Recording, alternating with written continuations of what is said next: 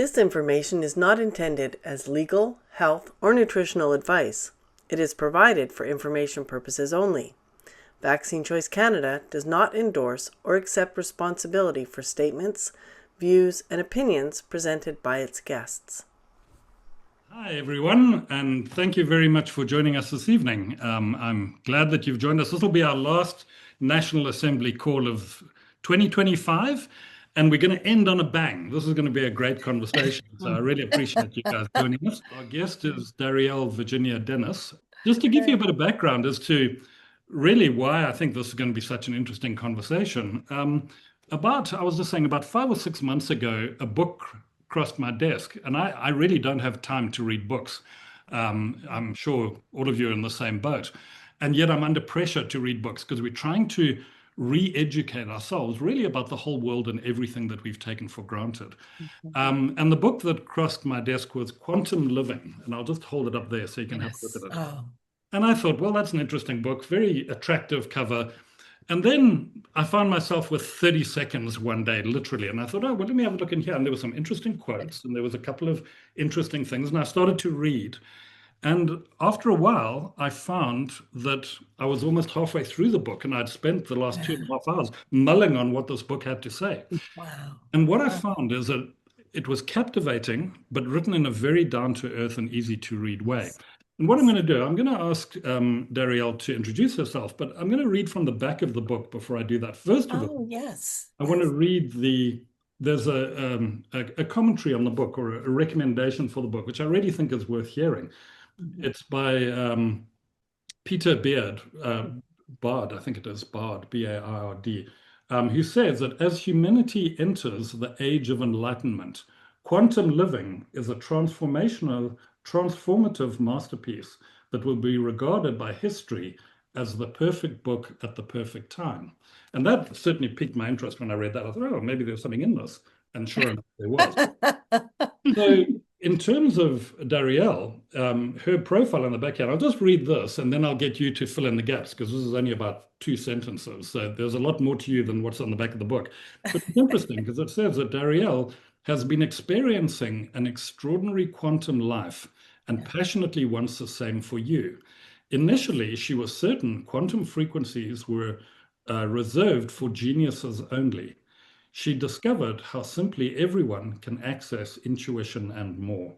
Daryelle's lifelong passion is to pay it forward and share her quantum consciousness discoveries with others.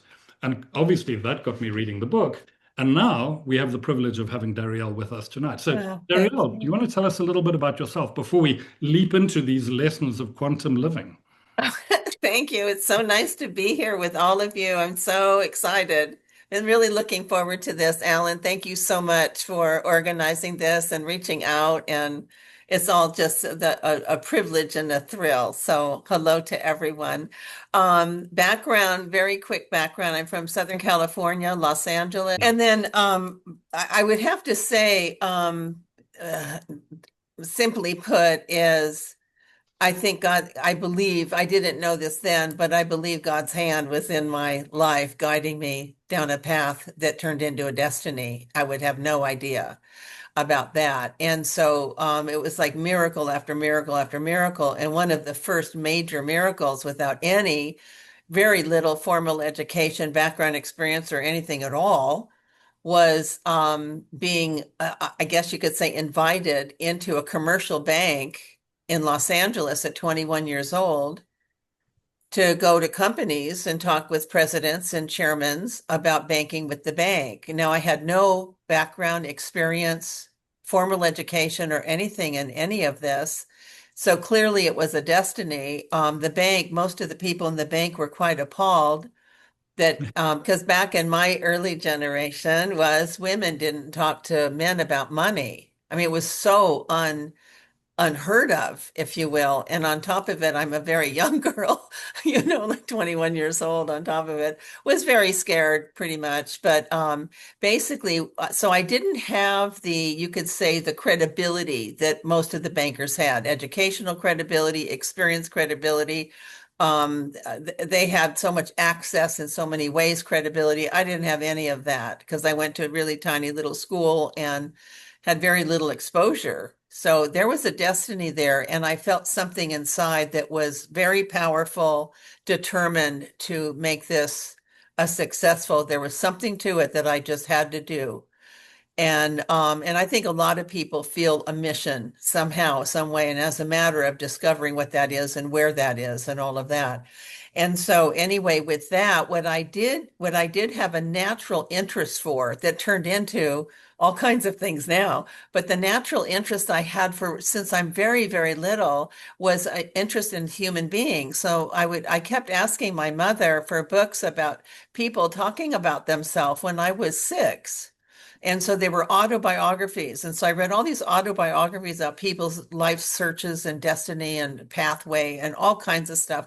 And one time my mother gave me a book that was was a biography that someone wrote about someone. And I'm only 6 years old. And I handed it back to her and said, this isn't the same.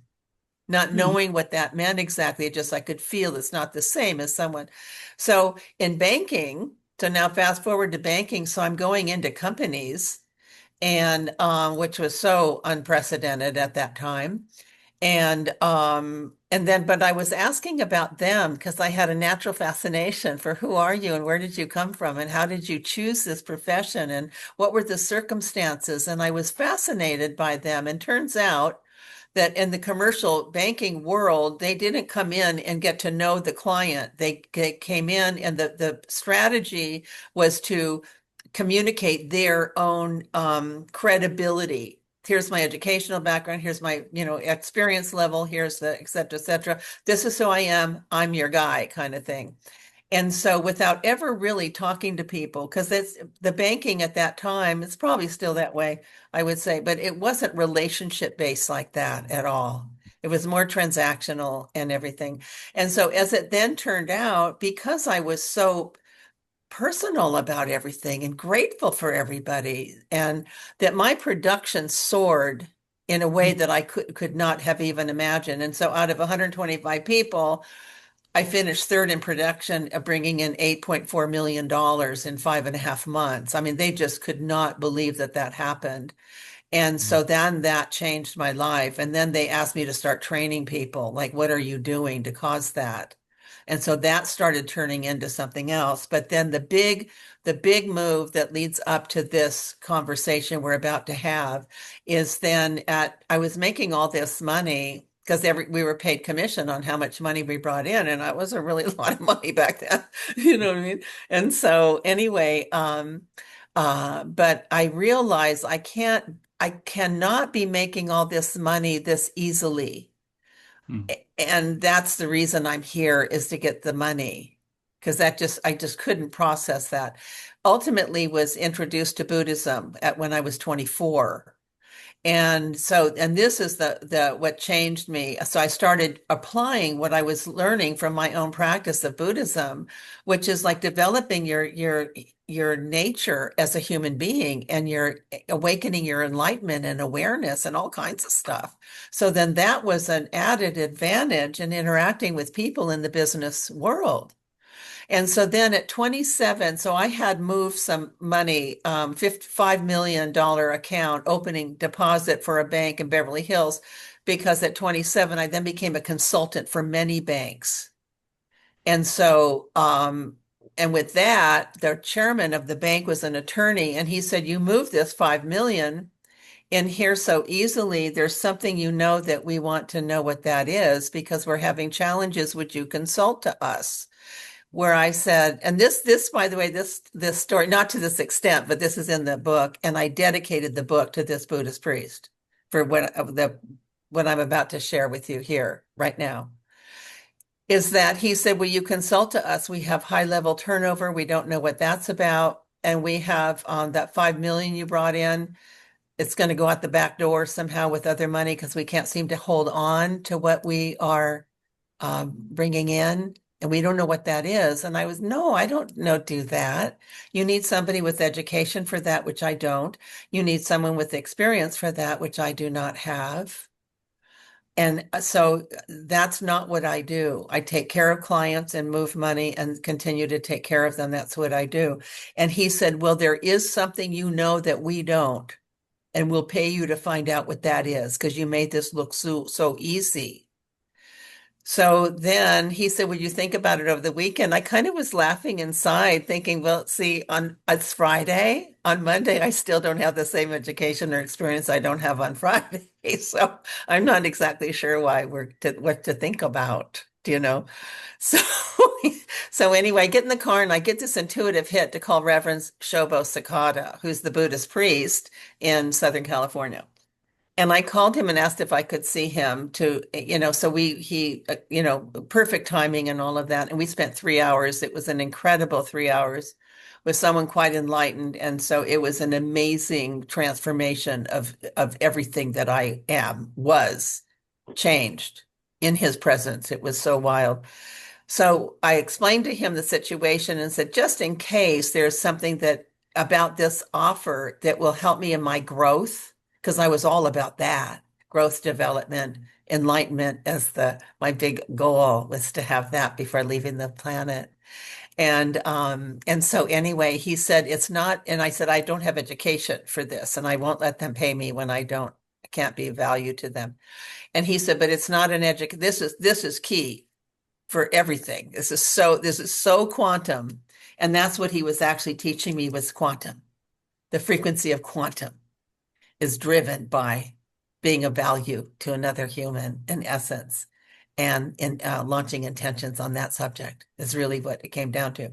But what he said verbatim was, it's not an educational matter, it's a human being matter. And all you need to know is that at the core of every human being is an identity of contribution. And every human being must contribute themselves to someone or something that makes it better and bigger. If for any reason a human being is prevented from using their life to making something or someone better or bigger, they'll become listless, insecure, low self-esteem, and in fact will die. If you do nothing else in this bank but create arenas for everyone to contribute, then the problems of the bank will be resolved. That was over a 3-hour period, and I was so I couldn't feel my body, and I wasn't sure how I was going to drive my car because I can't feel my hands touching a steering wheel. So I had to sit there and I kept saying to myself, this might be an enlightening experience. I can't feel my hands on the steering wheel. Anyway, so and then had in the middle of the night had this full awakening, and I woke up at 2:10 in the morning. And, people have often said that, you must have had like downloads. It wasn't a download. It was like turning on a switch and all this knowing was there. Massive amounts of knowing that was so significant. It was beyond belief. So then Monday, I accepted the position to do this in the bank. And so starting with the board of directors on through to the tellers, is that we created arenas, what it would look like for them to contribute and make a difference to the people they would like to have bank with them. What would that look like? And so, and then where Reverend Sakata was so spot on is that when I introduced the idea of inviting the tellers to contribute and make a difference, some of them started to cry because no one treated them like they had any value at all. Because they were it was Beverly Hills. So there was a kind of a tone at that time, maybe still there, I don't know, but of elite and then little people. And tellers were considered little people. And so part of then what was flowing through for the board of directors is to start to rethink the concept that the front line is little and insignificant and replaceable. That's your mistake. Because they are interacting with everyone that causes your stock to go up. And if I were you, I would change my perception of who they be and look at them collectively as your investment counselors, because they hold in their hands whether your stock goes up or not. All kinds of things started happening. It was like, where did all this knowing? I can't even describe it. It was so extraordinary. What ended up happening at the end of that was that the bank grew more than 3 times its size ever in its 10-year history in 90 days. Wow. Never happened before.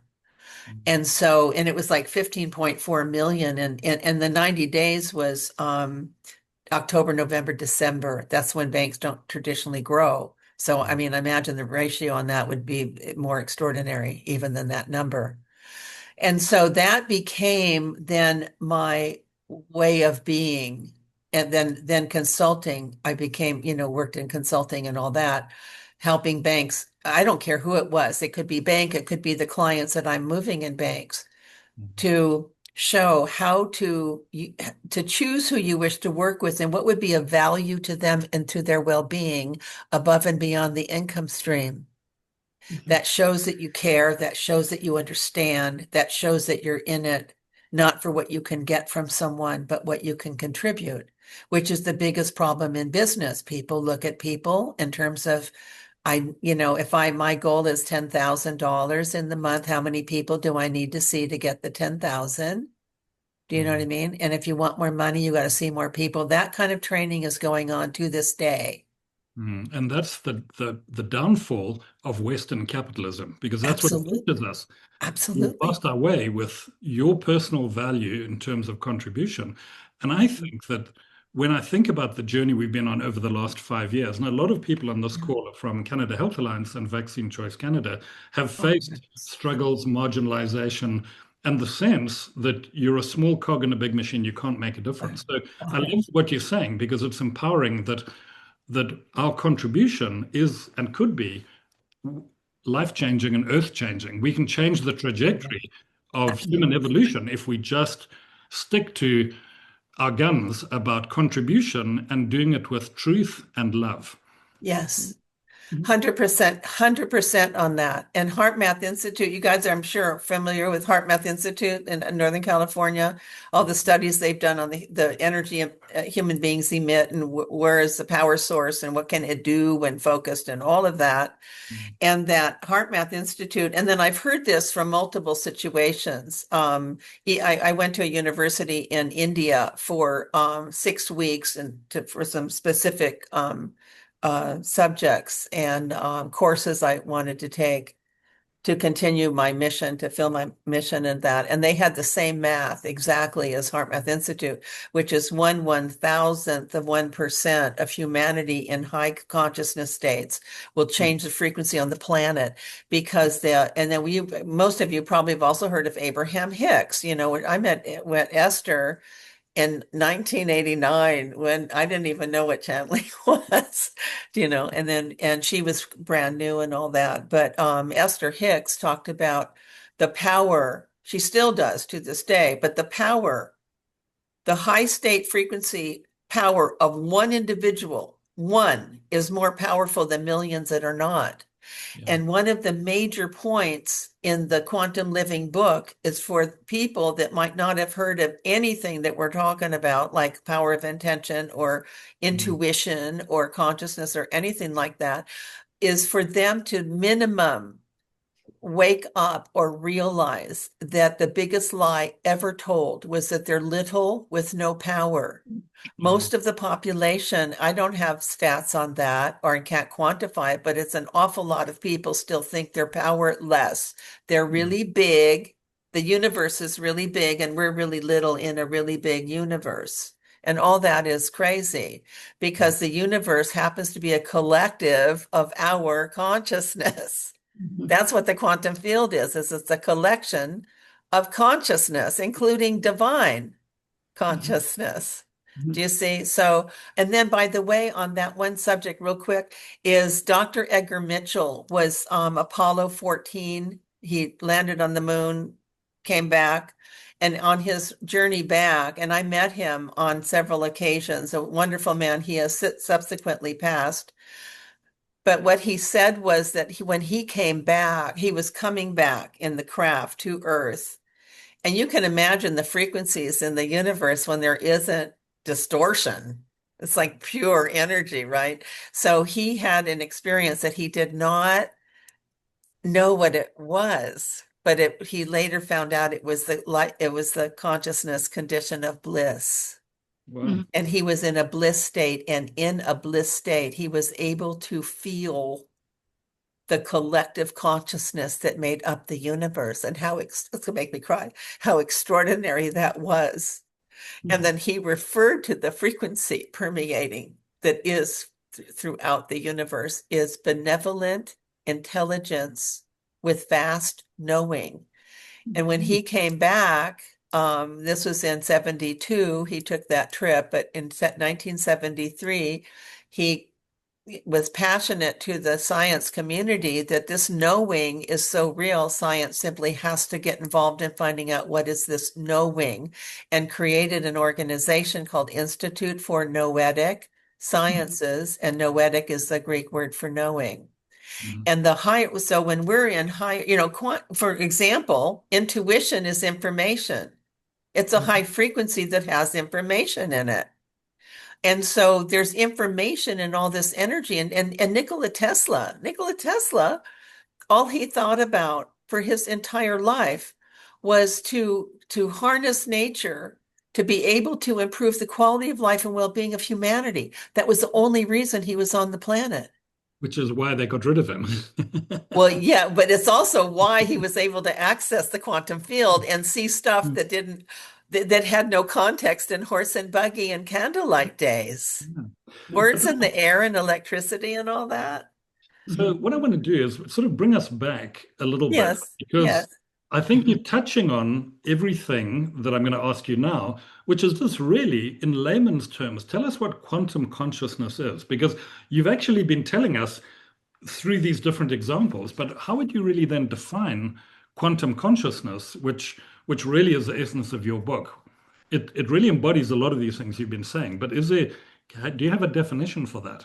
So I will pass on a definition that I learned before even the book was born, if you will, is that I was doing a meditation time and then sometimes I hear an actual voice that guides me.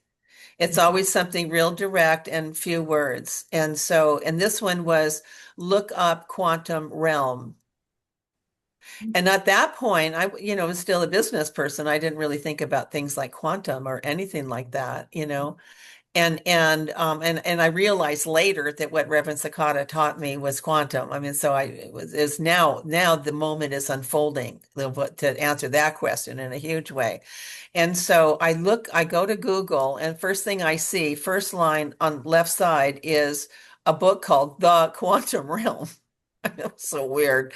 Mark Montgomery. And so I bought the book over on Amazon, but then I started researching him to find out who is this guy and all that. Turns out the book was about quantum physics taught to children, to young ones, which is super cool. And then he described what is quantum. So, and I was floored.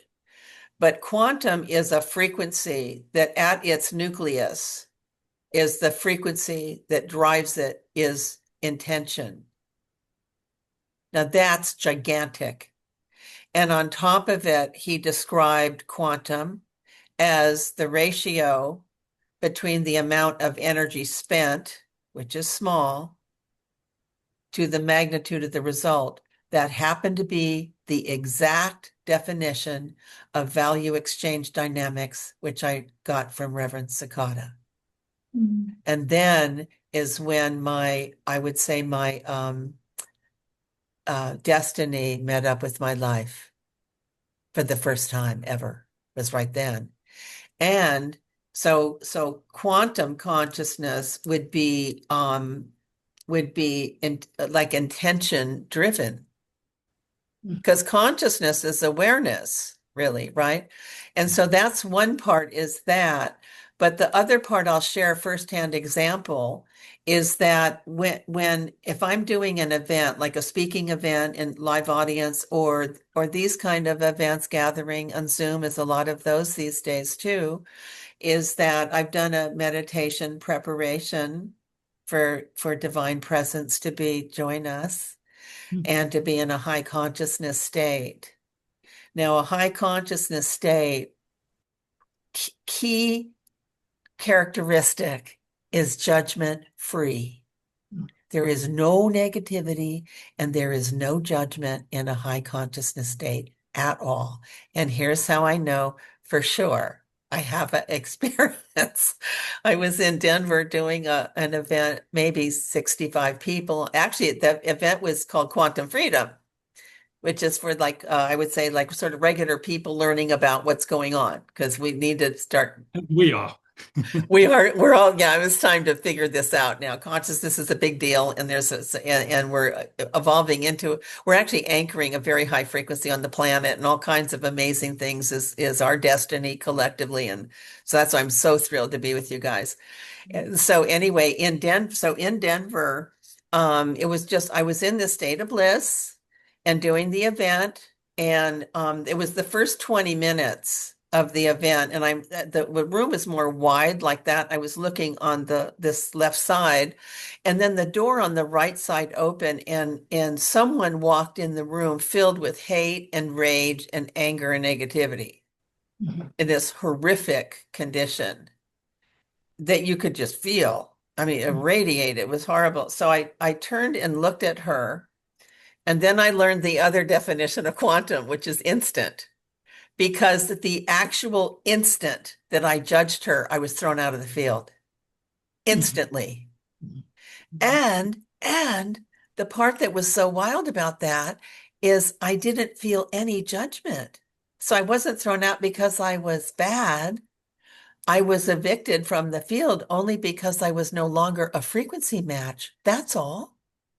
So then after the event was over and the people left, the woman from Sweden, this lovely woman, and we were friends, and she went, "What happened to you? You came in the room and you were you for like 20 minutes or something, but then you weren't you. What happened?"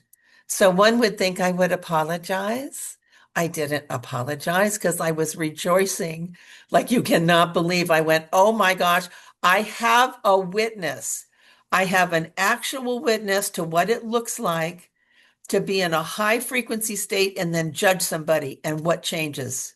I could not believe the gift of that, because it's important to see that it now is all about frequency. So I would say consciousness is a high frequency state. Quantum is high. Quantum is like the highest frequency, and so there you have it. I hope that answers your question. So in terms of quantum consciousness, it's interesting what you were saying in the beginning, because it's really the frequency of intention. And what that tells me is Yes, that we cannot be passengers in life. We cannot just that is correct. sit and do what we're supposed to do. We've got to have intention. We've got to contribute. We've got to Yes. participate. And I think that that's a foundational requirement to be able to have quantum consciousness. But going back to this issue of quantum consciousness, clearly it's important because it really elevates us out of this negativity that is being imposed upon us and has been since, the beginning of 2020.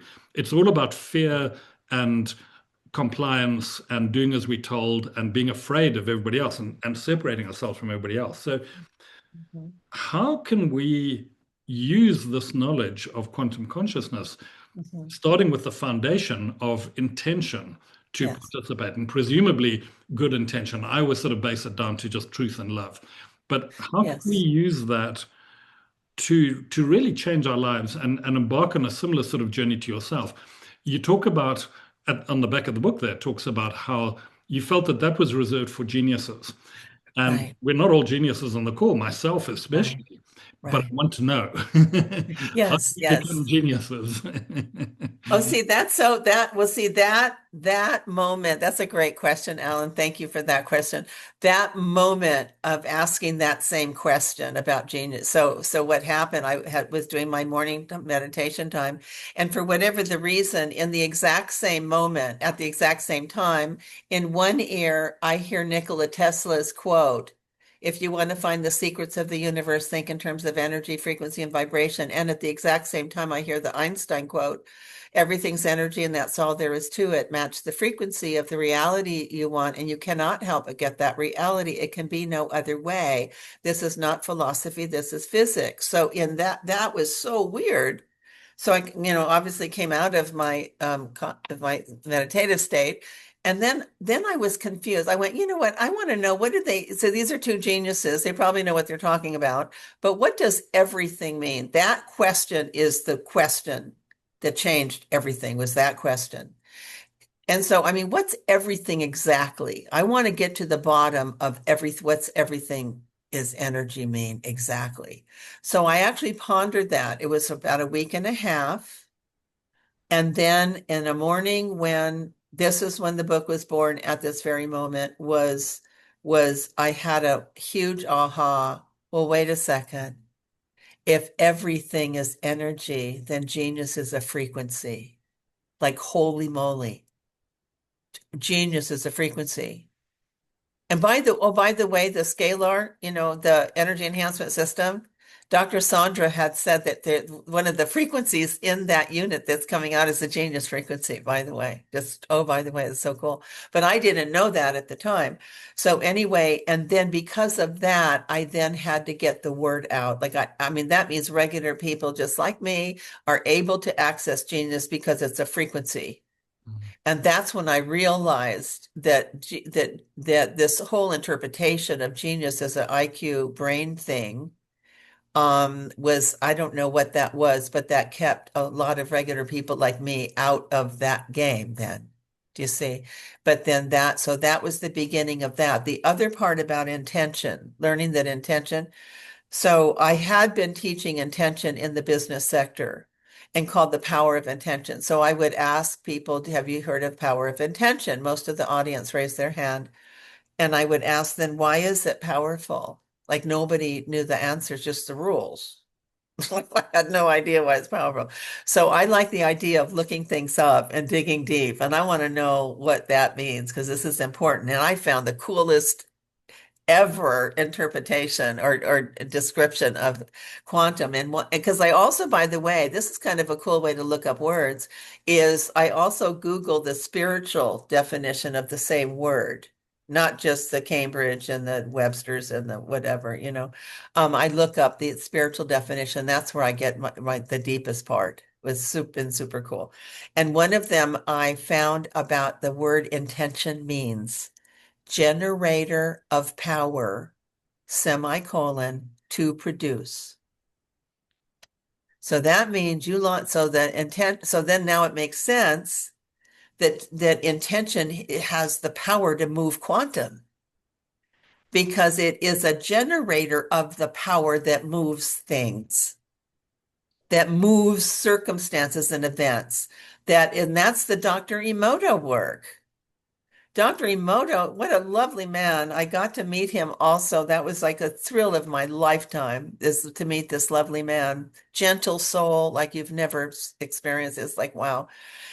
And that he basically, what he did in his studies, and then with the pictures, there are thousands of those from thousands and thousands of studies he did on different aspects of launching an intention at a frozen water molecule 50 below zero.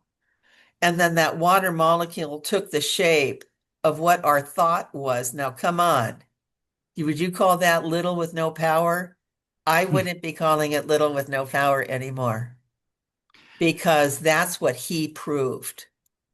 And it's proven literally through photography. Yes. But as you say, that shows us the power that we really have. And we were chatting before the meeting started, and to me, I think that we were not that long ago supernatural beings. And I think that capability is now reawakening through this quest for knowledge. And then, people are saying what a terrible time we've had over the last couple of years. But it's only through that pressure that we were forced to start looking outside of ourselves and the regularity of our secure jobs and our middle class Western lifestyle. We needed to be pushed to be able to reconnect with that capability. And I think this gets to the heart for me of what this quantum consciousness is, the frequency of intention, and that is the generator of the power to produce. Yes. And what we need to remember, because a lot of people are always waiting to be rescued. We're always talking about, the quantum financial system is coming, meds are coming, and all this type of thing. But that's passive. We're waiting to be rescued. We need to generate the power to produce the future that we want. And that actually leads me to my next question, which is really, how can we learn and apply this quantum consciousness to our own lives to access this high state life conditions, which we can all benefit from? I know you've benefited from them. How could we, and I know you don't have 3 days to teach us, but what is the elevator pitch to point us in the right direction? Elevator pitch. That's funny. Oh my God, I love that expression. I heard that all the time in business, elevator speech. In fact, I'll share one other funny thing. In an event I did, this man came up at the break and he went, "There's too many words. It's just so many words. Could you just give me 3 bullet points so I know what you're talking about? I don't know what you're talking about." Like that. I went, "Oh, 3 bullet points? Okay. Good, more, funner," which is Reese Witherspoon in a movie, Legally Blonde, said funner instead of fun. He went, "I don't understand." I went, "Well, I know. That's why I need more words." So elevator speech makes me always think of that. Okay, so I'm going to now share my own belief system from how I rose my own life condition out of something that I wanted to shift into something bigger, better, more. Is that I raised my perception of a significant destiny I was born to manifest. And the part that I feel absolutely convinced about with you guys, this is why I was so knocked out when Alan and I got to interact, and I looked up what your guys are doing and wanted to hear, and understand more about your Health Alliance and some things. I mean, that's very cool what you're doing. On that level also is that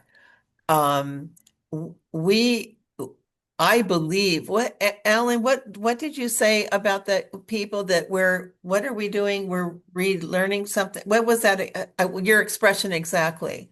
Well, what I think, what I was saying is that I think that we used to be in tune with our supernatural abilities, and I think those have Oh, been dumbed down for a long time. And I think right. now this time of awakening has happened, and I think it's quite rapid. Literally over the last couple of years, I'm seeing a real change, and I think this is Right. us now connecting with our our supernatural or our quantum abilities. And I was just saying that I think that the pressure of the last couple of years have forced us out of that peaceful slumber that Yes. we were in. And it's Yes. actually woken us up to try and build a better world.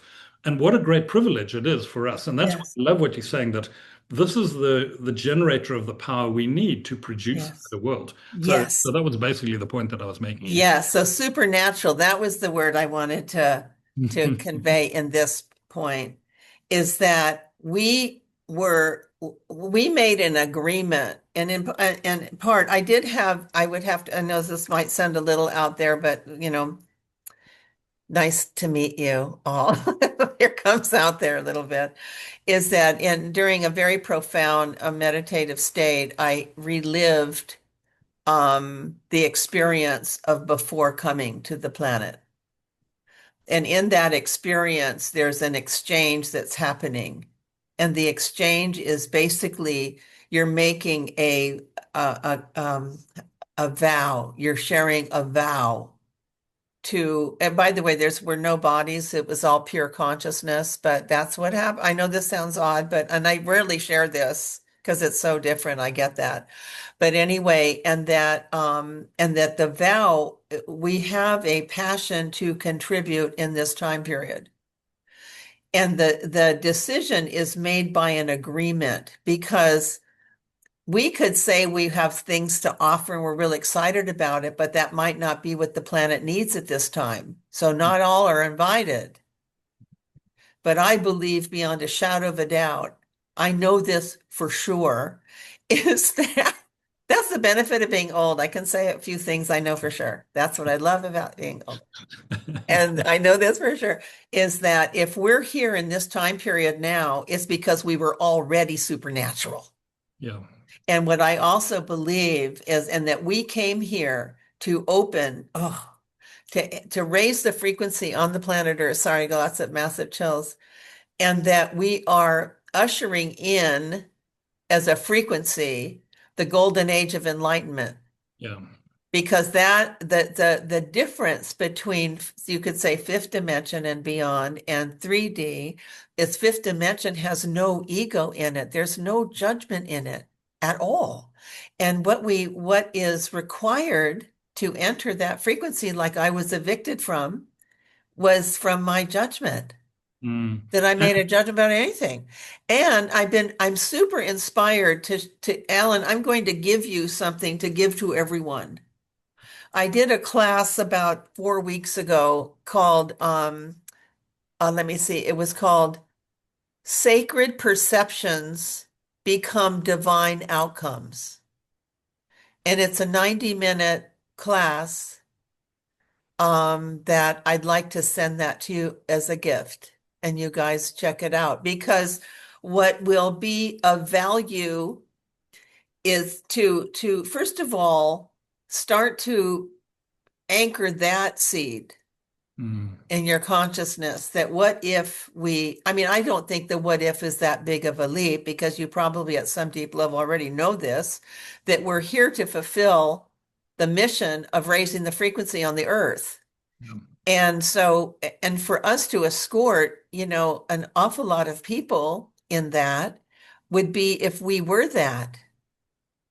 And what is I know it's going to sound simple and then sound super hard, that if we just did this one thing, I'm going to cry. If we did this one thing, which is retire our ego and making anything wrong about anything, that's the sacred perception part. And yet we are taught to distrust those around us right from day one almost. And that's the whole divide and conquer philosophy. That's why we become so compliant and so powerless, because we are taught to be suspicious of everyone else.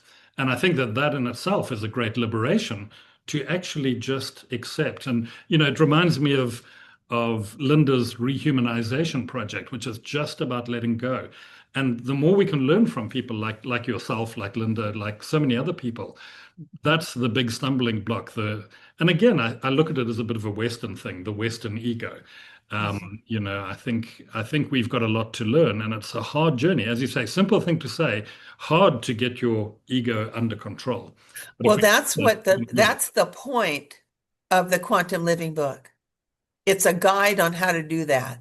It's a guide on how to get into a higher state. It's a guide on how to maintain that. It's a guide on understanding when you can't maintain it and you've dropped out of it, as I did in that class. Like, what happened? What caused that? The ego is the source of all judgment and is the source of all suffering, all of it. And when that frequency is no longer part of our life condition, guess what's left? Creativity and genius and loving and harmony and happiness and compassion and contribution and the power to produce. That's the whole thing. Power to produce. We can produce the world we want if we can let go of that poisonous baggage.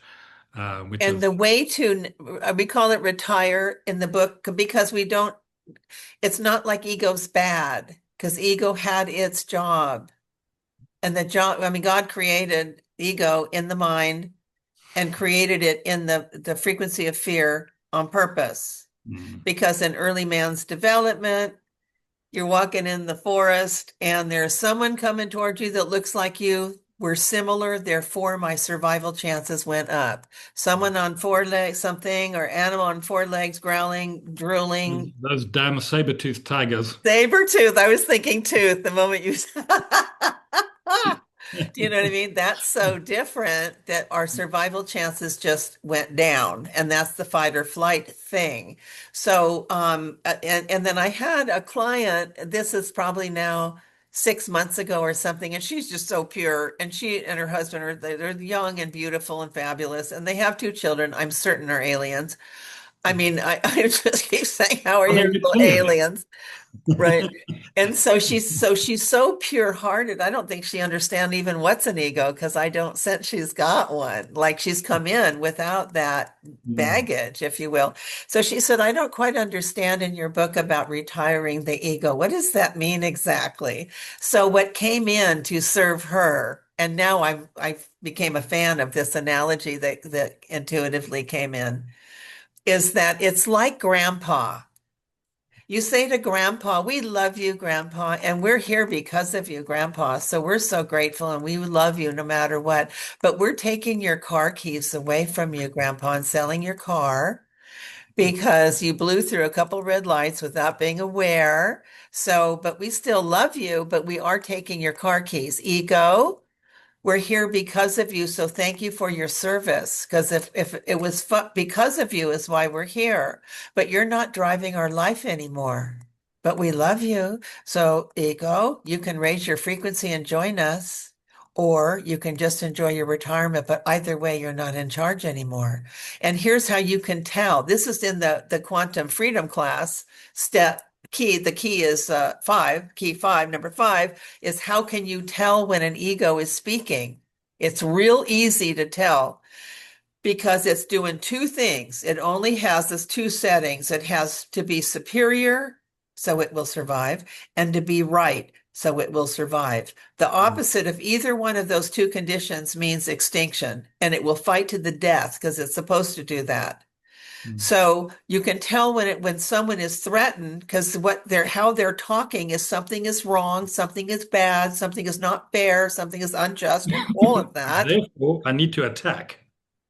Well, therefore, I need to start by convincing other people I'm right about that, and then we start spreading the negativity to be right. Do you know what I mean? And all of that. I'll give you a perfect example. I was doing a workshop for a company, and they had 16 people in the workshop, and it was the business plan design. These value exchange dynamics is it's about being of value to people, not what can I get from them. And that the being of value frequency just attracts all kinds of abundance. People quadruple and then some. They're overnight results by having that kind of consciousness and sending out that frequency. So this particular class, there was a guy that the subject matter that this guy objected to was competition. So I just said, we need to retire the idea of competition because competition means to compare. We need to stop comparing ourselves to anything and anybody else about anything. We have individual fingerprints. 8 billion people have unique. Our talents and gifts are unique. There's nothing to compare. So we need to remove that. Well, he took issue to that. And not only did he say, I disagree, he stood up, with his arms out, enveloping the whole room, saying, we all think you're full of BS, And he went on a lengthy kind of a tirade about all the things wrong with me, according to him. And then after he was finished, I guess you could say, I said, is there anything else you would like to share? And he went, what do you say for yourself? I can't even say it in the darkness that he asked that question. But anyway, or aggression, I could say maybe that way. What do you say for yourself? And I was as calm as could be and said, I will not engage with you or anyone where the outcome makes someone wrong. And then he went, but you, blah, blah, blah. I said, actually, I have a photographic memory. And I remember what you said. And if it's of value, I'm happy to repeat my position. I will not engage with you or anyone where the outcome makes someone wrong. Now, the part that amazed me about that experience is that 2 weeks go by, he was very angry. And then I said, let's take a break. And people went outside. And then he went outside to convince everyone how right he was. And they were like, could you just be quiet? We don't care, Anyway, but 2 weeks go by and I was meeting the owners of that company and he came into that office and sees me. He was a little bit alarmed because of how we parted. But then he said he was sitting on the sofa with his wife and watching a movie called War Games, which is about a computer that a kid launched thermonuclear war. And the end of it is that the guy that programmed the computer programmed it in a way to play games. And so to learn from the games before they actually launch it. So that was the point of the movie. And so at the very end, the computer said, the only way to win this game is to not play. And what he said is in that moment, I realized that what you decided to do was to not play. and I apologize for Wow. publicly shaming you. Now, I never had an ego apologize before. So I thought that was so extraordinary a frequency that if we don't judge back, Mm. then some other things happen that is a benefit of value to those people. This is the key point, is the retiring the ego, and how you can tell it's speaking is it's making somebody wrong or less. Yeah. And that if we can start to see it, then we can start to control it because we don't Exactly. see it. That's the thing. Now, I'm going to open it up to questions. So if anybody has Oh, got a question, if you can put your hand up, but I want to ask you one question while people are finding the hand. yes, yes. So Um, excited. we've really been looking at the whole sort of experiment of the last 5 years and the outcomes, and it really has been a big psychological experiment. And we've seen a lot of people buckle, and a lot of people have learned lessons. But do you think do you think humanity generally can learn and master these principles and the lessons that we're talking about? Because they're fairly esoteric. But do you think we can do it enough as those beacons of light to be able to change humanity and the quality of our lives generally, especially as we're facing this threat from things like AI and nanotechnology and the erosion of our physical, spiritual health, all of that type of thing. Do you think we've got a chance in turning the tables here? 100%. The power of one individual in high states is more powerful than millions. Do the math. Yeah. Do you know what I mean? Is that. And then the other part too, I had said to a friend of mine as the book was being now developed, I met him for breakfast and I was in Denver. No, I was here, I'm sorry. And I said to him, if I can just make being in the higher states so super cool, it won't be so hard for people to give up the ego. Mhm. If I could just do that, like intuition is a high frequency, that's so cool. Genius is a high frequency, that's so cool. Creativity is a high frequency, that's so cool. So that was like my passion had to do with that because the where humanity has a shot at absolutely shifting the frequency on this earth Mhm. in the blink of an eye and open up that portal for the golden age of enlightenment for the next 1,000 years, that we will have done that, Mhm. is if we can catch ourselves when we're about to complain and put that frequency out in the public, out in the quantum field, and just go, you know what, that's coming from an ego. If someone is talking to you, like that guy was saying all this bad stuff, I didn't even wasn't triggered because I'm not in that state. And the reason I wouldn't make someone wrong is I'd have to go down so many layers to actually do that.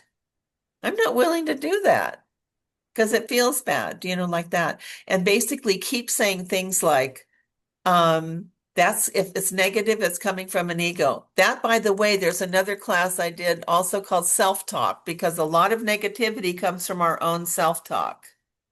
So that's a whole nother. And that's what people don't realize is that our mind is not our friend. We've got to take control of that conversation because otherwise we're letting a wild horse run our lives. We've got to control it and tame it, which, as you say, is another whole thing. But And Heart Math Institute would say that the heart is the bigger brain.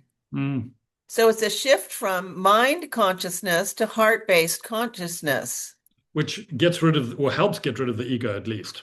Yeah, Yeah, because it was useful and thank you for your service, but you're not in charge anymore. yeah. That's all. And that Yeah. I think is part of the steps of evolution. If we can take these little baby steps, then we're learning the tools for our true destiny and our true purpose, which, as you say, is to shepherd humanity into the next stage of evolution. And I honestly think it's that big. And I honestly think most of us on this call have been given that calling because otherwise we wouldn't be on this call in the first place.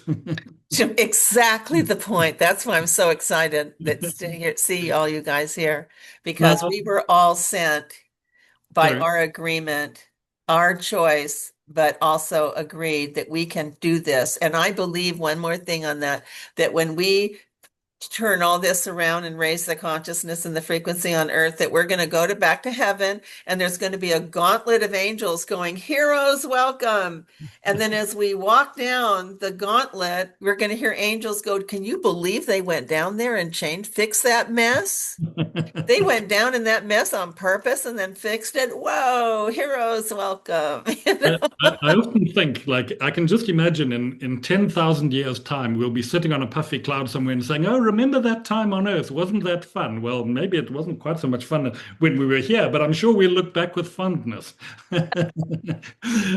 Patricia, you've got your hand up. Do you want to jump in? Hello, Patricia.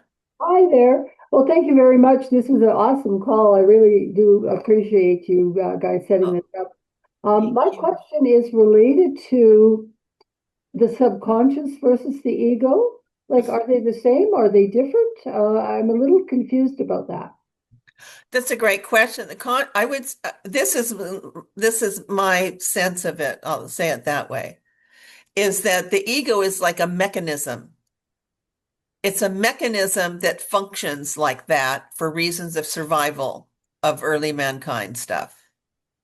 So it's more of a mechanism. It's not like the heart is like a being, if you will, right? That's our spiritual beingness is there.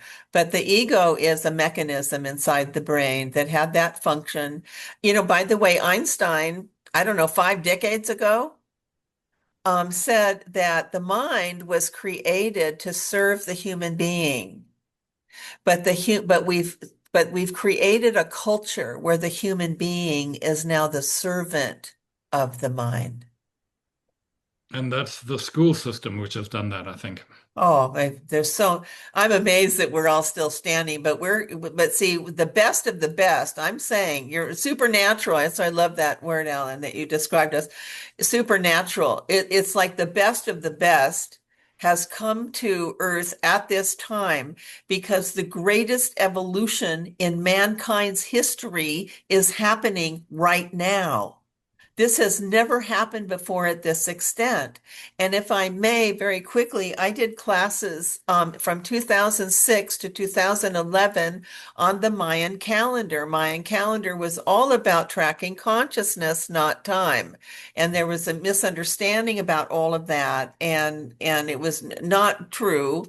And so, because I was so interested in consciousness, and so and it also had in each level of consciousness 7 days and 6 nights for the evolution of consciousness and how that happened. So the consciousness cycle we were born into was called the power consciousness cycle. So we had to learn power. So power is 3D, going and getting and working hard and gathering things and just building. So we came in that time. The next cycle of consciousness was called the ethics consciousness cycle that started in 1999. And that ethics consciousness cycle, the part that amazed me about that is all of the corruption I sort of witnessed and was aware of in commercial banking and businesses and all that. And I kept saying to people, doesn't this bother anybody? And nobody seemed to be held accountable and all that. The ethics consciousness cycle, 1999, is when all these companies started being held accountable for their out of ethics. I was like floored when I was like, never saw anybody held accountable since 1973, for goodness sakes. So anyway, now this is the point about why this period of time is the most significant in all of human history. Know this for sure. The Mayan calendar, the Mayan calendar scholars can track exactly when, like when Einstein, for example, launched the theory of relativity and their relationship to the universe in our consciousness. Like they can track that. I mean, but aside from all of that, the final cycle that we're in right now, which is the last class I gave, February 9th, 2011, was the first day of the final cycle, because now it's all up to you. Because the final cycle, the characteristics of the final cycle is to become one with God. And I don't mean religion, I mean relationship, one with God. And the reason the Mayan calendar ended is because it's not possible to predict what's possible when mankind is one with God, because it's never happened. So we're here in this cycle, escorting humanity into that higher state, that final state of one with God. And that is not, I do not mean this in a religion way whatsoever. It's like one with the universe. You could say it that way also. And it's never happened before. Yeah. So think again about, why are we here? This is the most significant time in all of human history. It's never happened before. And who's been entrusted with evolving humanity in this most significant time is you guys and me. And some others. I believe that's part of the energy enhancement system, Dr. Sandra, because those frequencies inside those units raise consciousness. And That's really wonderful. I really appreciate that explanation. But I still want to go back to my question about the subconscious versus the ego. Is the subconscious about our programming, our subconscious programming, versus the ego being the mechanism, as you called it? Well, subconscious is like a filing storage in a way, right? So the subconscious is a gatherer of information and data that's introduced to the human being. So it's like a file cabinet, you could say it that way. Okay. And so the ego is a mechanism that is inside, it's not inside the file cabinet exactly, but it is in the mind as a mechanism by what it sees. So it has to do, it's connected to that, because what it sees tells it whether it's in danger or not. So it's based more on survival, and the subconscious is based more on programming. I would say that's a good way to say that. Okay. I mean, that makes sense to me. They're two separate things, but how you said that, Patricia, makes sense. Yeah. Thank you. Thank you. Thank you. Linda, I know you've got a pedigree in these things as well, so I'm very interested to hear your question. I'll ask you to unmute. There you go. There, I'm unmuted. Yes. Hello, Linda. Thank you. Hello. Thank you so much. I'm just like vibrating. I've ordered your book already for Christmas. Oh, yay. Oh, okay. It's audio, by the way, for people that don't have time to read. We finally have an audio version, which I have read myself. I might do them. that too. I like to hold it, but anyway, I'm just so fired up, and I've taken the course that Alan offered with the EE system, and I'm curious because you talked about this genius frequency, and I'm curious if it's creative frequency, and can you tell me more about it in terms of, my understanding is that people like Ram Dass gets to those high frequencies through all his mushrooms and acid trips and everything else. And he always talked about being high and then coming down and saying that he needed the drugs to get him up there, but then he had meditations and that kind of stuff. But he didn't live up there, apparently, but what I'm understanding from his talks. So I'm just wondering how this EE system, we can tap into this genius while we're there, but then when we go out of that room, it falls down and we can't keep up there. I'm just curious about that. And when I'm in that system, I have so many creative thoughts. It's crazy. It's like watching a movie. So this genius part, is it creative? So we'll start with that question, I guess. So I love your question for a whole bunch of reasons. And first of all, in the energy enhancement systems, the technology in there that scalar is what Nikola Tesla, he did not discover it, but he developed it. We'll say it that way. And that it's my understanding that that very particular frequency is infinite. And I heard that from a scientist that was in the audience when Dr. Sandra was speaking in California, is that it can't be measured because it's infinite. And that each time, and I mention this to people also, just from my own experience, is that you go in and that you receive, you get activated. All of these cool frequencies get activated inside of us. And it's not like we then go outside and spend it in a negative frequency world and then have to come back and get refilled. It actually accumulates. So you don't spend it. It's not quite like that. It's where it actually accumulates and builds each time you go inside there. That's one part. The other part, oh, go ahead, Alan, because you have a center. Want to address that? Well, I was just going to add to that by saying that it actually raises the vibrational frequency of all the cells in your body, and that accumulates each time. Yes. You're building up to a higher level. So it doesn't really tap out. Over a period of time, your body does align with the environment you spend time in. If you live in an apartment with 3 cell towers within 10 meters of your window, it will erode you over time.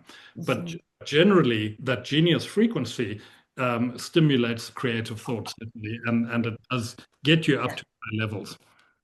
So also during the writing of the book, a lot of information was available that I had, I never thought of before, and it was just all available for the purpose of communicating and have that be some kind of a record and a document of the path on how to attain these higher states and what it is.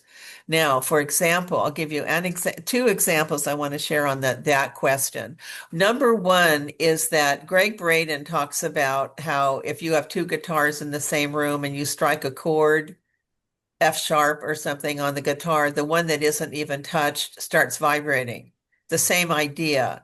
So what the energy enhancement systems, what the technology is in there that Dr. Sandra created is all of these, not all, but I don't remember how many there. Alan, you might know this, like how many of the frequencies are in there, but they're all higher state frequencies that activate just like the guitar in the same room. You're now in the same room and it's activating all this high cool stuff. Now, number 2 thing I learned from Greg Braden at a seminar in Sedona, in 2000, actually April 1st, 2008, is I went up to him and said at the break, I'm curious about, you talked about how we can't fake it to the universe and that gratitude is the path to overcoming whatever's going on that we need, if it's a money thing or a whatever thing. This is what I'm saying to him. This is what I understand you were saying. But what if the situation is it's Tuesday, and if you don't get some money by Friday, how can you not fake that? Oh, I'm so grateful because it's on its way. Really swear? When you don't believe that, how do you do that, right? And this has to do with your question about genius. Is that Greg said that's such a great question. I'm going to ask it when people come back from the break. So what he then did was guide a meditation on this very subject, because he said to the group, excuse me, the universe cannot distinguish between what the frequency is connected to. Like I'm grateful that there's money when there's not, when we don't believe that. He said, launch a frequency of something you do appreciate, because it cannot distinguish what it's grateful, what that frequency of gratitude is because of. It's only responding to that frequency. And the cool part about that, and then by the way, what happened is that he guided everyone to think of a memory. I thought of a memory, and it's 1 minute. And then he said, okay, and then what did it feel like to enjoy that memory? Well, I tapped into that and started crying because the memory was so beautiful. And then the third thing he said, now that you're in that high frequency, say, drop in whatever's the goal. Well, what I happen to say, word for word, is take this teaching global. It was always meant to be global from Reverend Shobha Sakata. And so, but at that time, it wasn't reaching global. It would just be it wasn't the timing. The timing is now. It wasn't then. So anyway, but that was I dropped that into that frequency of gratitude about something completely different than the money. The next morning, I get a phone call, swear on my life, from a guy who attended an event I did out in Los Angeles a year ago and said, I don't know if you remember me. You came to my company and did this event and blah, blah, blah. He said, well, anyway, last night I went to a fundraiser in Beverly Hills and I met this guy and I couldn't stop talking about you and what I learned. And I was just so excited. And now he's really excited and he has to meet you or he's going to die or something. Would you be open to a conference call today at 2:30? I went, I'd be happy to. What does he do? He said he takes companies global. I held the phone out like this in my own home by myself and went, this is really interesting because that happened. So the frequency of genius in its specifics, if you will, is such a high state frequency, it's going to activate other kinds of frequencies. It's like I did a class on the I forget the exact name of it, but it had to do with the frequency of hope, having hope. And what I realized through digging in my meditative state about that concept of hope is how many frequencies are activated because of hope. So I believe that genius, on that same premise, that genius is such a high state frequency because now you are accessing the future. You are accessing technology that's going to be serving humankind that is, 100 years from now. That's what Nikola Tesla did. Look at all he invented. Look up Nikola Tesla patents someday and see what he created in horse and buggy days. I'm just saying. So I believe that the frequency of genius is so high, it would activate the others, like creativity, like, intuition for sure. Intuition's, is information for the future. It's already connected to the future because intuition is connected to our souls. I'm sorry, I'm going on and on. I'm so excited about you guys.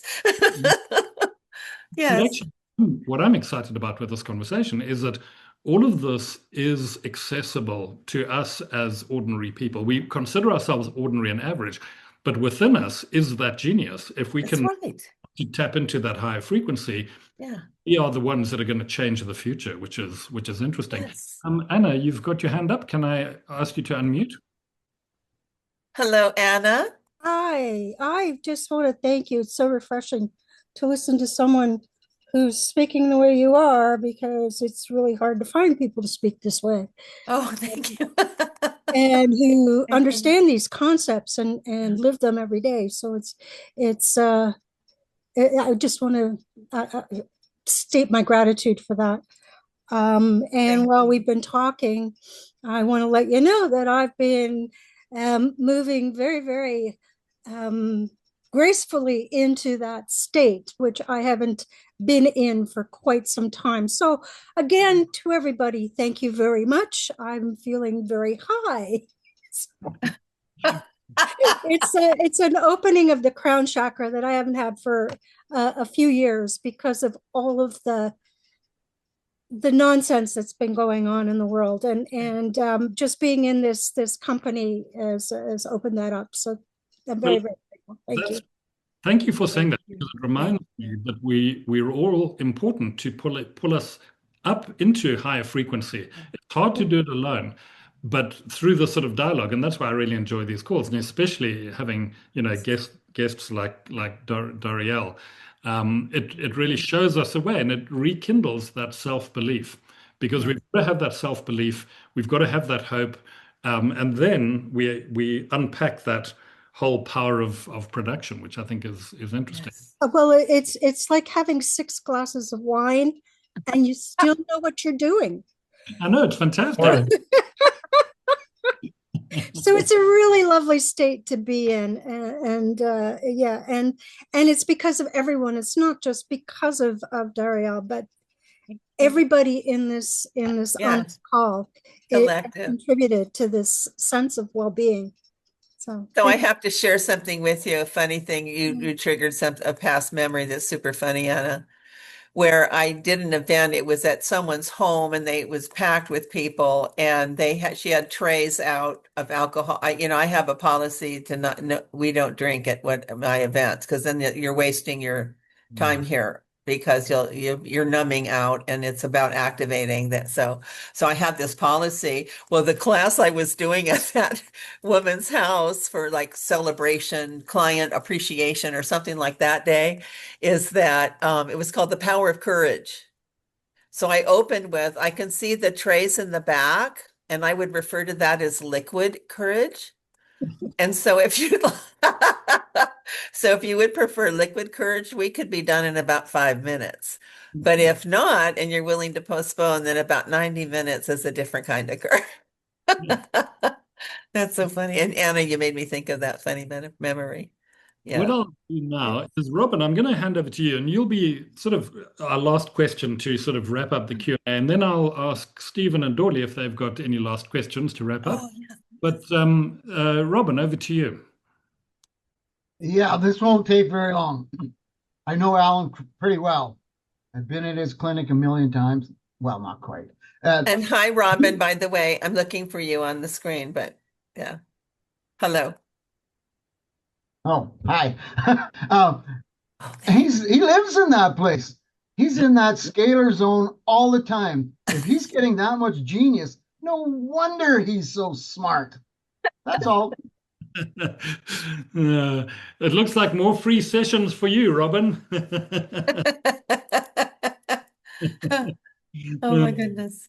But I think that in time, and maybe soon, like 5-10 years, we won't need energy enhancement systems as we evolve. Eventually, we're going to be able to create our own positive environment, and we'll be able to impact our surrounding to such an extent that we'll be able to heal ourselves. At the moment, it's like, the way I look at it, it's like a walking ring for somebody who's learning how to walk again.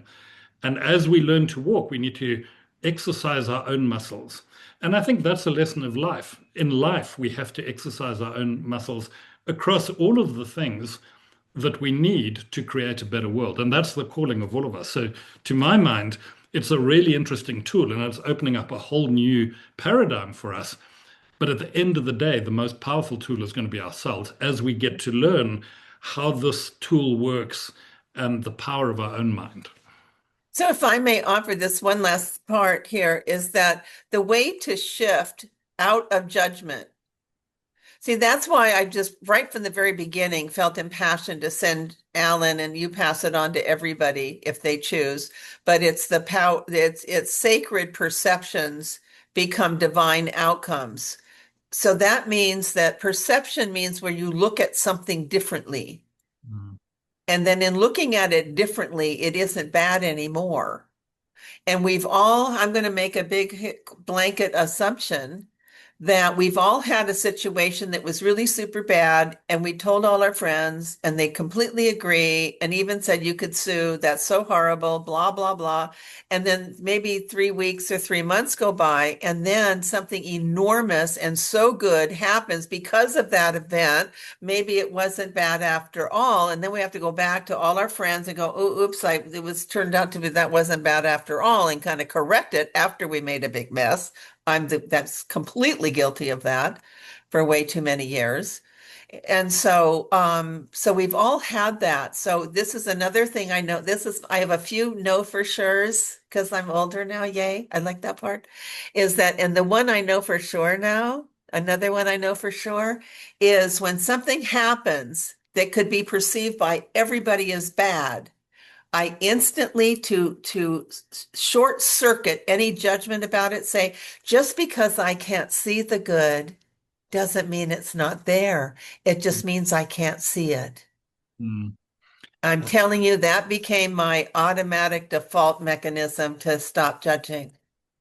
I remember where I learned that lesson. I was reading that book by Corrie ten Boom, who was in the concentration camps, yes, age of about 8 or 9. And one of the things she said in that book is that she got into a Christian group in the concentration camp, and they would pray every night and try and remember the Bible because they didn't have any, and they were like trying to study Bible and learn lessons. And they said, we've got to give gratitude for everything. They used to pray and give thanks for all the terrible things happening to them, including the fleas. She said they were just being bitten to death by the fleas in there. And she said, I can't give thanks to God for the fleas. I can't do that. after the war, she got to hear that the guards never went to that hut because the fleas were so bad there, and so they were never caught having Oh. having Bible discussions. And so you never know what we've got to give gratitude for everything, because in there somewhere is purpose. There's purpose behind everything, and we're being trained through these things. So Yes. interesting point, I must say. Anyway, let me now go, Stephen. I think I'll go to you first. You haven't really had a chance, to chip into the conversation, but I see you back home now. So I don't know if you have any comment or last question to wrap up before we close. Thanks. There's actually, I don't really see any reason to chip in. It's been very interesting, Darylle, particularly a couple of things. One is the explanation for ego, how it was actually a primitive sort of endowment so that we could protect ourselves as we evolved. I think that's very interesting, and so on. But and I think that in these last 5 years, we've had so much. You could look at it as something negative, but if you transform it into something which is positive, I think then this will actually act as the fuel for us for going forward. And so maybe these last 5 years have been a blessing, although there's been quite a bit of suffering in it for other people and maybe even for ourselves. But nevertheless, I think it might be the fuel for kind of jettisoning us up to the next level. But anyway, I've enjoyed your talk. It's very, very, very interesting. I look forward to reading your book. Thank you, Stephen. Thank you so much and for your comments. And two, the higher frequency states of consciousness, intuition shows up automatically. And the part I was most freaked out, I will have to say, when this whole lockdown happened, and then I turn on the news to find out what's going on, and then I see mothers running with their babies to get injected into and the thing that freaked me out so much is that they don't have the intuition to be able to see that that's not good. They can't tell. Do you know what I mean?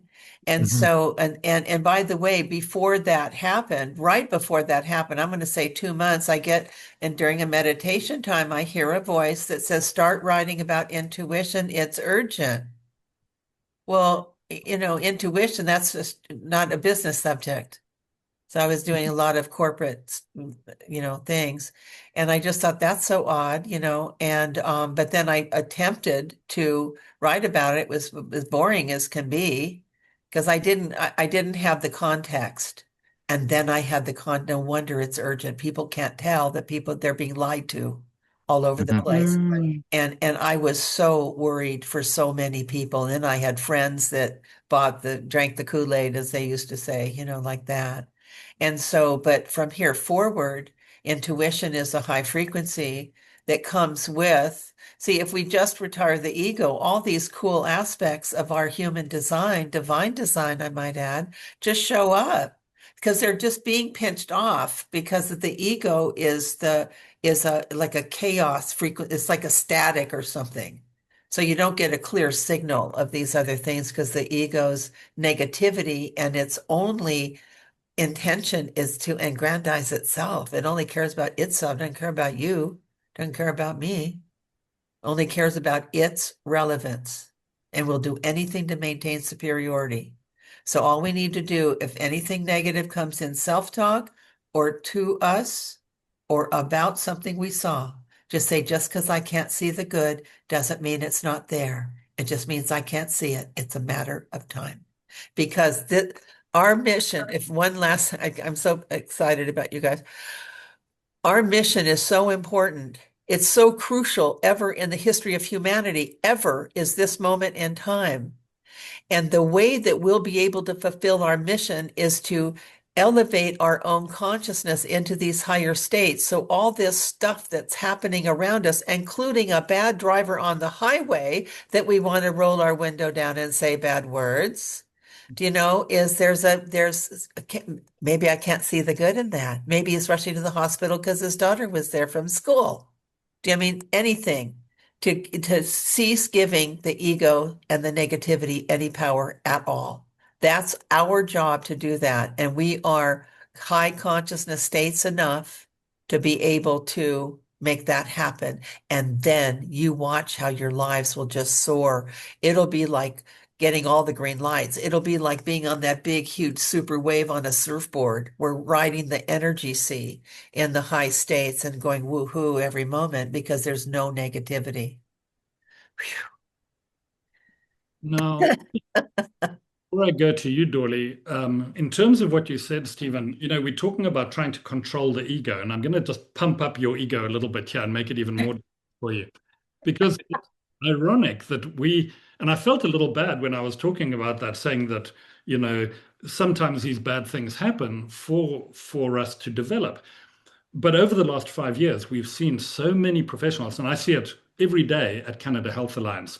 People like Stephen, people like Darylle, these are principled people who have sacrificed everything, lost careers, lost money, lost family, lost friends, and yet, with the grace of no ego, can still accept that and be positive and look forward. And that's what makes them such great role models, because they have put everything on the line for principle.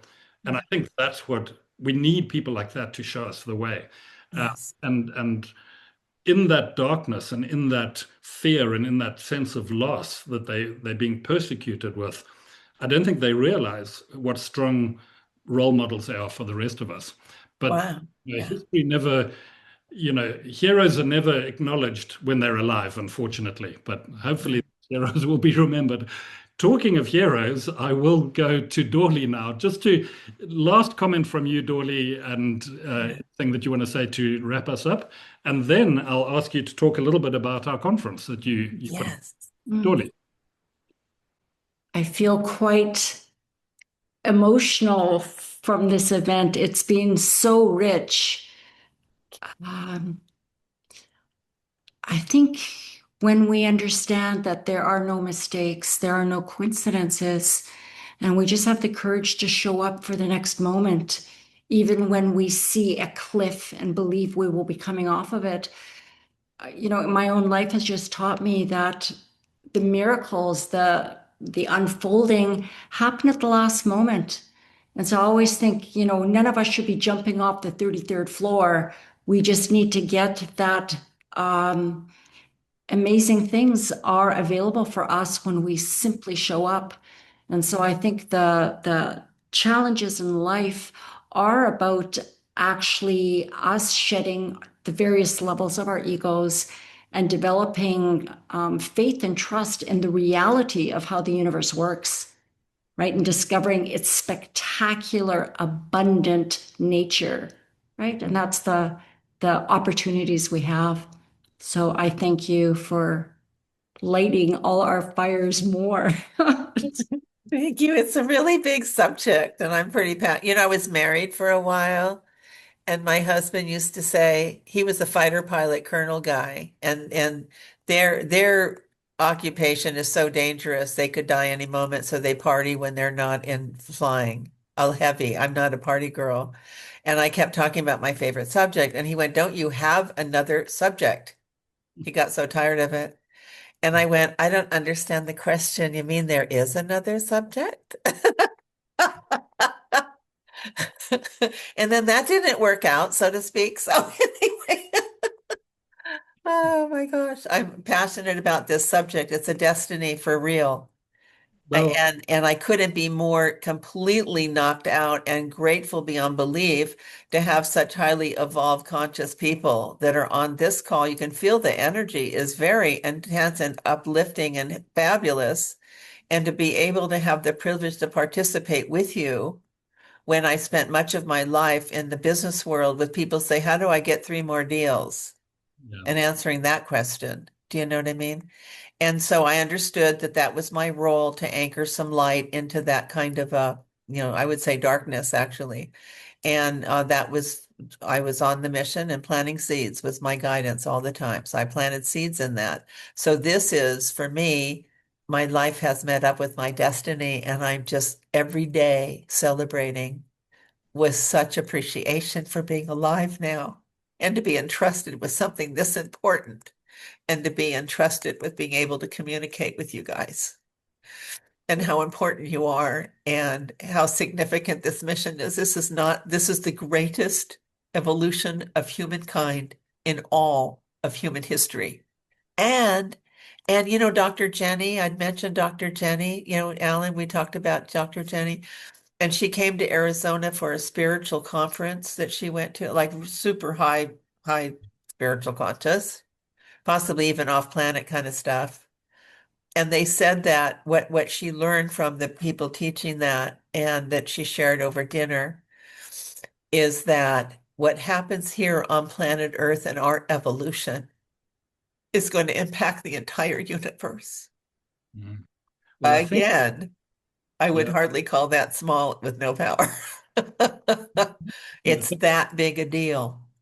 What's happening on this planet, and everyone on this call has been entrusted with that. Everyone. Wow. Just thank you, God. Well, and thank you for being on the call this evening and for helping guide us in that direction and reminding us a lot of these things. So I really appreciate your time. Thank you, Alan. You've said to us, I think a lot of people have already started emailing me about getting a copy of that sacred perceptions training that you were talking about. So I'm going to badger you for that. I've got people on my back about it now, so that's good. Yeah, no badgering. The moment we close, I'm sending it right away. It's really important and it's very deep, and I share something very super personal at the very beginning. So to just know it's full out, how it's maybe the most important one of all the classes is the shift of perception and how that affects. So when we close, it's coming your way, Alan. And thank you, Alan, so much for everything. It's generous because we've been Yes. living as well. And I appreciate you sharing that with us. So thank you very much. And I think I wouldn't be surprised if we don't try and get you back on in the fairly near future, because, as I said in the beginning, we could only do the elevator pitch in this hour and a half or 2 hours of sometimes. Yes, Because I would love it. Absolutely love to see you all again soon as possible. That'd be great. It'll be great. Yeah. Dorley, then just to wrap up, before we close, I want to go back to you, Dorley, because we're talking about growing, we're talking about learning, we're talking about finding our power and our true capability. And so do you want to just tell us a quick 2 minutes about the conference that you're putting together in April? It's Canada Health Alliance conference that will be held in British Columbia. But do you want to just tell us a little bit about that, Dorley, while we've got everybody on the call? Because I think it's a key part of our own self-development. I will try to do it justice. Self-care is healthcare as 3 words for me are just the doorway into a journey back to ourselves. And it is using health as the example of bringing back our power, of taking care of our life, our bodies, our wellness, but that same journey could be applied to all aspects of our life, how we do our business, how we do our education. So it's really a self-care is healthcare is an opportunity to change the direction in which we orient our lives, and that we are responsible for our lives. And so when we lean into others to get information or teachings or whatever, that information needs to be evaluated and integrated by us. And so the entire experience is going to just scratch the surface of what is possible when we start taking back our power and start recognizing what we require, let's say in the physical realm, to function at higher frequencies, nature contact, the container of community, the input of high frequency food, the et cetera. And so it's a 2-day experience scratching the surface of the journey back to self. So self-care is healthcare. That's it. What is the website where people can go to, Dorley, for that? One word, selfcareishealthcare.ca. Fantastic. And the date of that? April 24th through 26th, 2026. And it is an hour north of Vancouver. in this spectacular venue of 420 acres of West Coast rainforest with a LEED certified conference center on that property. So the container itself is splendid. So yeah, it'd be wonderful for any and all of you to take part. Darylle, can I jump in? Could you tell us a little bit about some of the workshops and some of the speakers that will be there? People get a bit of an idea. Yes, Stephen will be there speaking, bringing the whole world of homeopathy as something we can learn and bring into our homes. He's going to have a workshop there.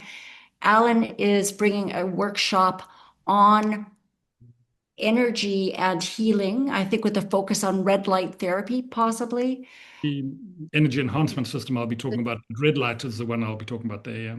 Yes, I will be speaking probably at 6:30 in the morning walks in the forest about the importance of vitamin D, both for acute and chronic illnesses, as well as nature as a potent healer. It is not just a green thing we can spend time in. It is a frequency that brings us home to ourselves.